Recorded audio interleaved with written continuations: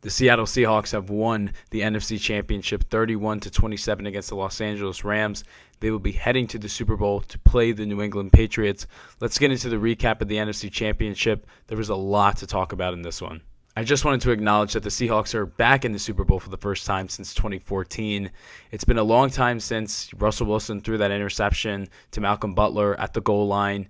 It's been a very, very long time, but Seattle will have a chance to avenge that. Yes, completely different teams, completely different personnel, but both those franchises and members of that organization that are still there remember that game. So that will be an interesting wrinkle to discuss, but we'll have a ton of time to talk about that in the next 2 weeks.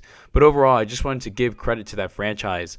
I always wondered if they'd be able to get back. They've had some opportunities. They just have not been able to make the most of them. Again, majority of those were with Russ, but Russ didn't have as good of a team as he had in 2013 and 2014 to kind of go on those runs, and they haven't been there. But they've done some phenomenal drafting, which we'll get into in a second, and it's put them in a great position to be where they are right now. I don't see the Seahawks going anywhere. They're a younger roster, and again, they're already in the Super Bowl. I don't think anyone was expecting this year. I want to give them a ton of credit, and again, they completely deserve it. They were the number one seed for the reason. They dominated the 49ers in the game last week, and now they beat the Rams in a tight one. But I think anyone watching the game yesterday knows that the Seahawks looked like the better team yesterday. They were really in control of the game. Other than at times of the second quarter, it really was their game to win. So, again, Seattle deserves this. They deserve to be in this game. Now let's get into the players. Before I get into the players, I do want to touch on two guys. First is Mike Macdonald. Look, in his second year as a hire from the Baltimore Ravens, who was their defensive coordinator in 2023, did a phenomenal job there. He has just been A-plus hire, really, since being hired in the earliest parts of 2024. He has completely changed the culture of this team, and you would have thought it would have been a lot of pressure on him specifically because you're following up a guy named Pete Carroll, a guy that's been able to get the Seahawks to back-to-back Super Bowls in their time, has won one with the organization, and really defined that organization for, a decade plus. And he's completely made everyone in Seattle forget about Pete Carroll, and now he's in his first Super Bowl. And again, in just 2 years, I think this guy's done a phenomenal job coaching. He seems to have, again, turned the culture around. It seems like the entire group has bought into his message, and I love how his defense has played. He's not really dropped off in that department when it comes to what we're seeing on the field. You know, some head coaches have a hard time struggling with the, added responsibilities that they have to have, but that has just not been the case for Macdonald. He's really only elevated his game, and Seattle is now one of, if not the best defense in the NFL. And of course, he has great personnel, but he still has to coach them up, scheme them up, and put them into positions to succeed. And that's what he's doing. I just think he's doing a phenomenal job. So I wanted to give a ton of credit to him. I also wanted to give credit to John Schneider. If you don't know who John Schneider is, he is the GM of the Seattle Seahawks. And what's crazy about this is that he is the same GM that built that team in 2013 and even prior to that to get to that run that they went on. He still had the job. And I just think it's absolutely wild that he is now the first GM ever in NFL history to get to multiple Super Bowls with the same organization with both different head coaches and completely different rosters. That's wild when you really think about it. That's two different eras of football. When we rewind to when the Seahawks won in 2013, that was the blossoming of the read option in the NFL. Yes, it was still becoming a thing, but that's really when it was taking over. Defense was still kind of dominating in certain aspects of the game. Certain rules were really just starting to become fully enhanced for receivers. It had only been a couple years since those have been implemented. The running quarterback had started to become a little bit of a thing, and obviously Seattle benefited from that with Russell Wilson, but it's just a completely different era. It's now, yes, 2026, but it's the 2025 season, and this guy has, again, drafted and made the correct free agency moves, and he's got a team back in the Super Bowl. So the Seahawks would not be here without this man, again, just knowing what to do with the personnel. And I'm not saying he hasn't had some misses in his time, but when you've been able to go to two different Super Bowls with two different teams, I just think that's so impressive. It really is so impressive. And again, different head coaches as well. It's just really incredible to think about. So Seattle, really give this man his flowers regardless of what happens this year, because he's still continuing to put you in success 12 years later from your first Super Bowl win. Now on to the players. And we got to start with Sam Darnold. Wow, what a game from Sam Darnold. I thought minimum Sam Darnold was going to throw at least one interception because he has already thrown 6 interceptions prior to the NFC Championship versus the Rams when he's played them in the 2 other occasions. I just thought it was going to happen. He has led the league in turnovers this year, and it's just been, a part of his game. We don't have to sugarcoat it. He still does a lot of other good things, but that's been one of Darnold's weaknesses for a very long time. So I anticipated him to at least make one of those crucial mistakes, but he didn't. He had a phenomenal game. I thought he did a great job of stepping up in the pocket. He got hit a little bit yesterday as well, but it didn't matter. He still delivered in so many big moments. Again, his throws over the middle to Bobo for the touchdown. It was a tight window to Kupp in that touchdown. Beautiful throw while falling down with pressure in his face to JSN on the wheel route. It's really everything you wanted from your quarterback in this moment. And when we take a look at his stat lines here, you can really see how good he did. Again, look at these stat lines. 25 for 36, 346 yards, 3 touchdowns, and again, no turnovers. What a game for Sam Darnold. I also wanted to talk about his throw just to even start the game up with the Shaheed deep bomb. Again, just knowing what to do. And I said going into this game that Sam Darnold needed to know the moment, which he obviously did, but it's really, again, you have your defense and you have to lean on them. You're a running football team, all these type of things. Just don't make mistakes and make the throws when you're asked upon. But I feel like he stepped his game up in another level. I did not think he'd be in the mid 300s for or passing yards. And again, 3 touchdowns. That's ridiculous in itself. He almost had to pass the ball 40 times to get this game done, and they were relying on him. It's not like Kenneth Walker had a phenomenal day yesterday in the run game. So I want to give Sam a ton of credit. Again, everyone knows his story, but it really is something you have to go over. He does not have a great time with the Jets. I mean, who does? But still, does not start his career off right. Doesn't really do much in Carolina either. Goes to San Francisco to really get right and really just kind of reset himself as a quarterback, learn under Shanahan, kind of just get the basics again and get those down. He goes to Minnesota. He gets them to a 13-4 record. They somehow still don't win the division because Detroit was so good last year, and he ends up blowing up in the wild card. But it didn't matter this year. Yes, Darnold again had been doubted, especially I think of the 4-interception game he had against the Rams in LA to start this year, but he's just battled. He battled, and people doubted him in the playoffs. I'm not going to say I didn't doubt him at times, but he really has shut everyone up. I'm super happy for him on a human level. Now this guy is 1 game away from winning a Super Bowl. It'll be one of the craziest stories we've seen in a really long time. Now we have to talk about JSN. Arguably the best receiver in football. Yes, it's either him or Puka. It really just depends on the day. But 10 receptions for 153 yards and a touchdown. This guy is so good. You can get him involved in the screen game, the deep game. In the intermediate game, he was a threat in the red zone. I loved how they were using him out of the backfield. Kubiak was calling a fantastic game, specifically again by putting JSN in the positions he needs to be in, and his ability really to extend plays, his yak ability, his ability to break tackles, really makes him an X factor type of player. And again, the offense runs through JSN. Yes, they are a dominant team when they come, really when they look at the offensive line in general, but running the football, kind of imposing their will. But they stretch the field by having JSN. Yes, Shaheed has helped, but he hasn't been as much of the deep threat that they were hoping to have in New Orleans. But man, JSN has been able to make up for that, and he's just been phenomenal. I wanted to give him his flowers. I'm so glad this guy's going to the Super Bowl.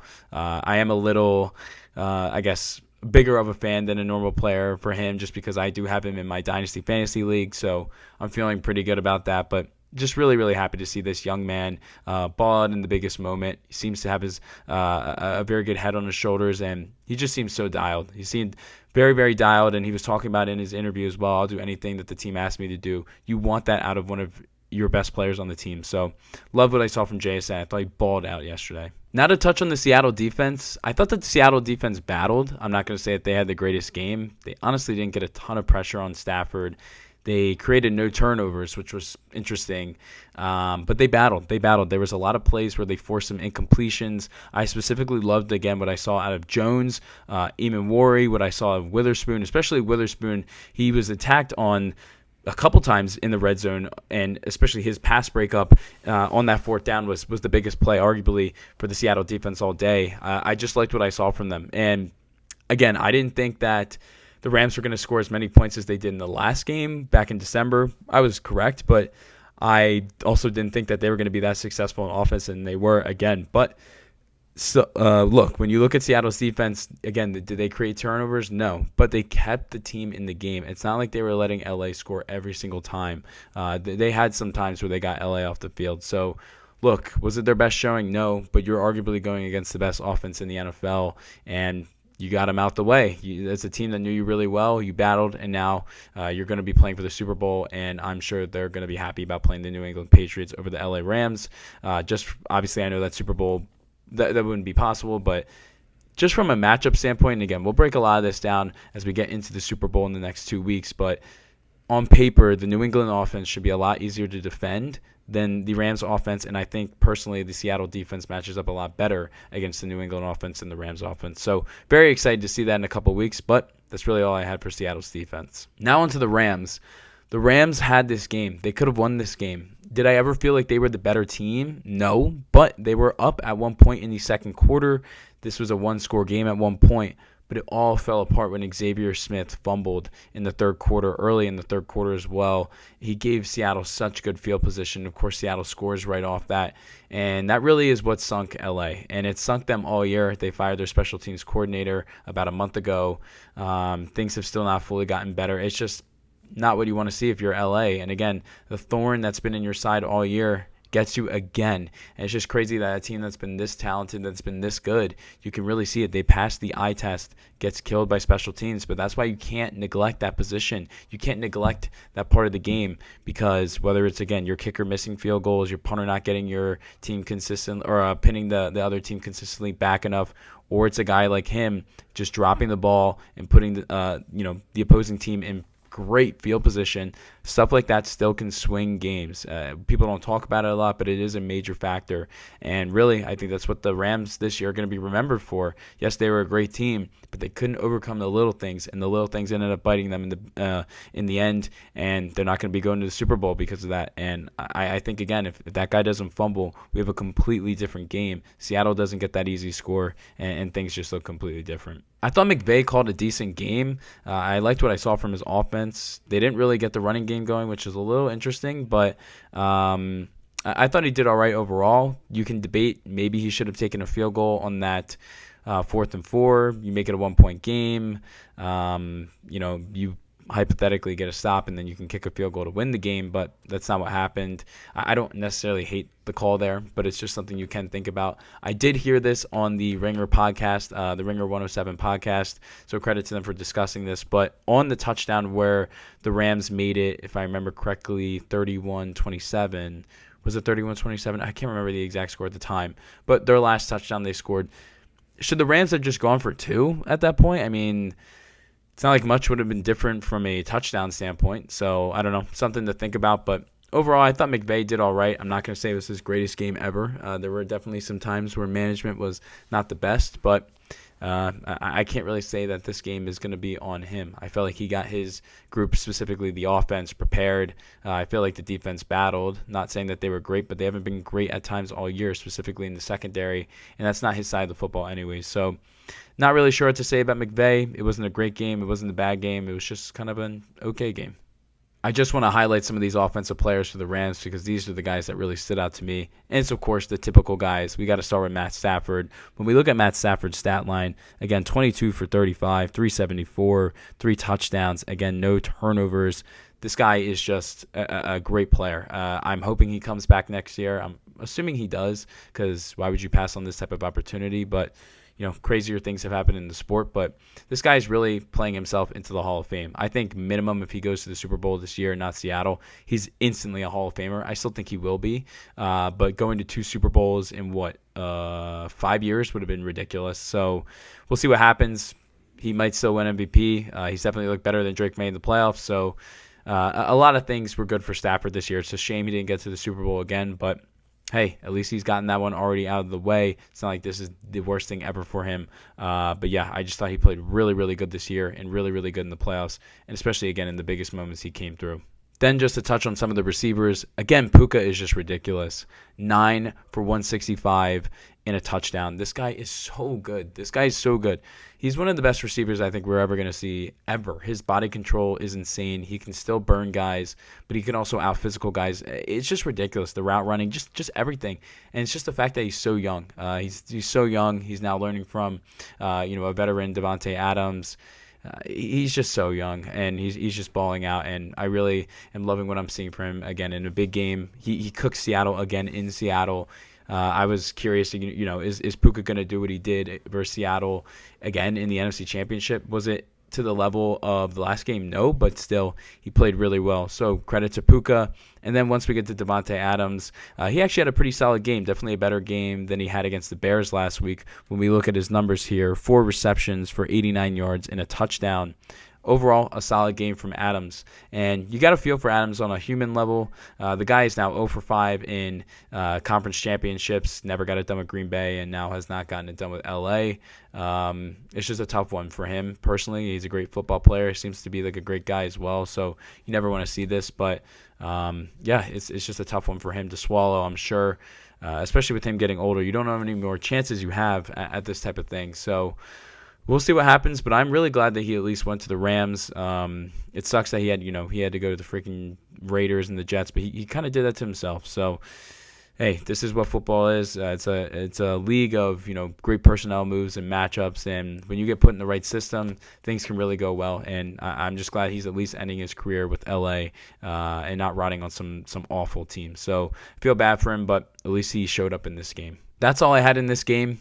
It was a great one. It really was. Thought it was a lot better than the AFC Championship just from an entertainment standpoint. I feel like the game completely delivered. It was just a very interesting game. It was crazy to see Seattle now back in the Super Bowl. I never thought I'd see Seattle in the NFC Championship again at home. Not saying it couldn't happen, but growing up, I was younger when Seattle went on those couple runs, and the Legion of Boom, all that. It was just something you feared. You did not want to go to Seattle in the playoffs, and to see them in that moment again, just as a football fan, was really cool. But overall, just glad this game lived up to the hype. I thought both quarterbacks balled out. It's pretty much everything you really want from a game. It wasn't sloppy. Refs didn't decide it. It was just pure football. So I loved everything I saw, but if you like this video, feel free to give it a like. If you like NFL content, feel free to subscribe. Drop any of your thoughts down below in the comment section. My TikTok will be in the description down below. And if you made it this far in the video, I greatly, greatly appreciate you, and I will see you guys on the next one. Peace, guys.